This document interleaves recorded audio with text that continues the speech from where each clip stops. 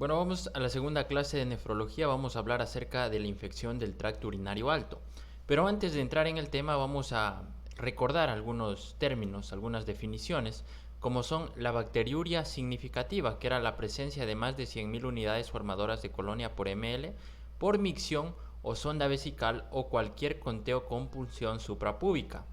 También tenemos la bacteriuria no significativa, que eran un conteo de menos de 100.000 unidades formadoras de colonia por ml. La bacteriuria complicada, que era originada por alteraciones orgánicas o funcionales o pacientes con enfermedades graves o inmunosupresión.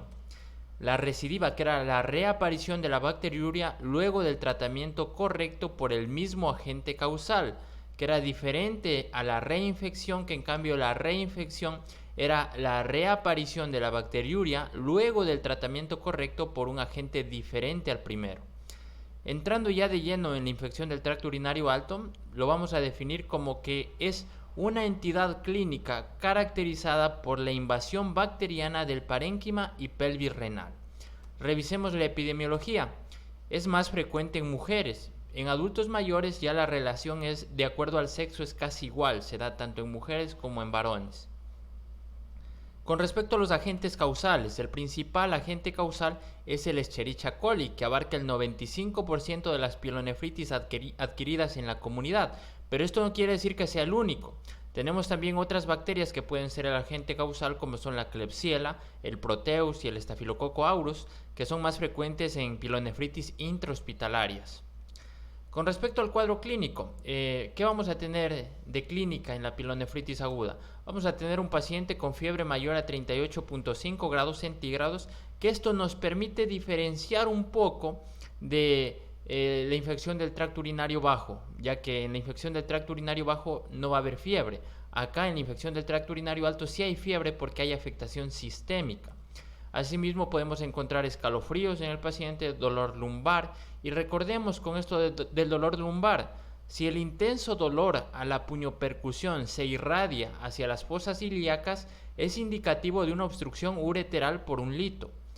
Eso siempre tenemos que tener en cuenta al momento de realizar la puñopercusión en ese dolor lumbar que presente la paciente.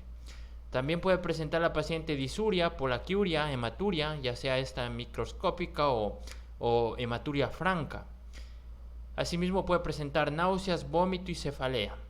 Con respecto al diagnóstico, hay que realizar una buena anamnesis, tener una buena clínica del paciente y un buen examen físico. Y podemos apoyarnos de laboratorio e imágenes.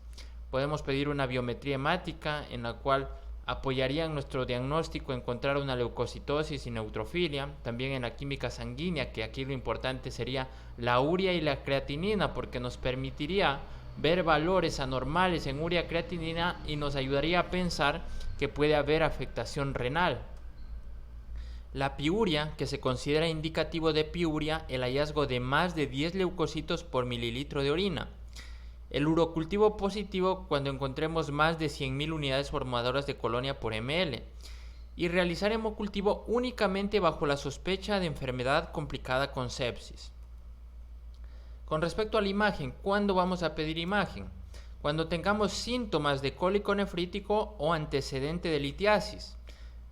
Hay que tener en cuenta que la presencia de un lito en uréter es indicativo o sugestivo de pielonefritis complicada.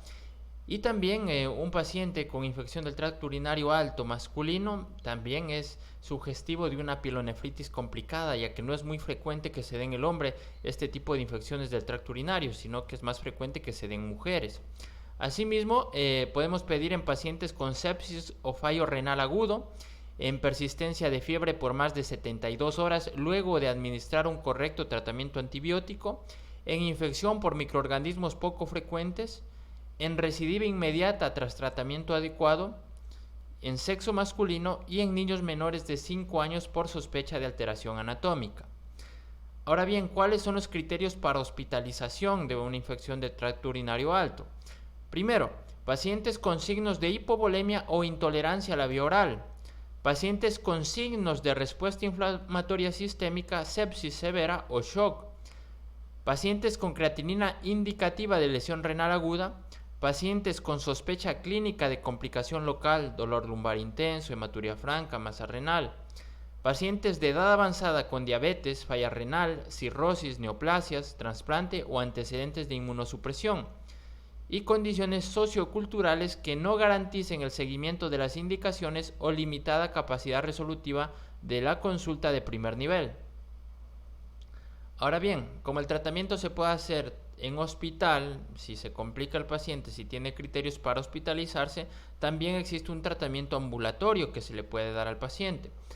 ¿Y con qué se va a dar este tratamiento ambulatorio? Con fluoroquinolonas, como es la ciprofloxacina, 500 miligramos cada 12 horas por 7 días en mujeres o 14 días en hombres.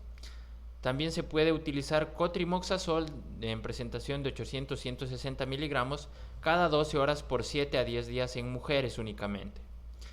Y se puede usar también la ceftriaxona 1 gramo o un aminoglucósido como terapia parenteral de inicio para optimización del tratamiento empírico. Esto en pielonefritis moderada o áreas con alta resistencia a antibióticos.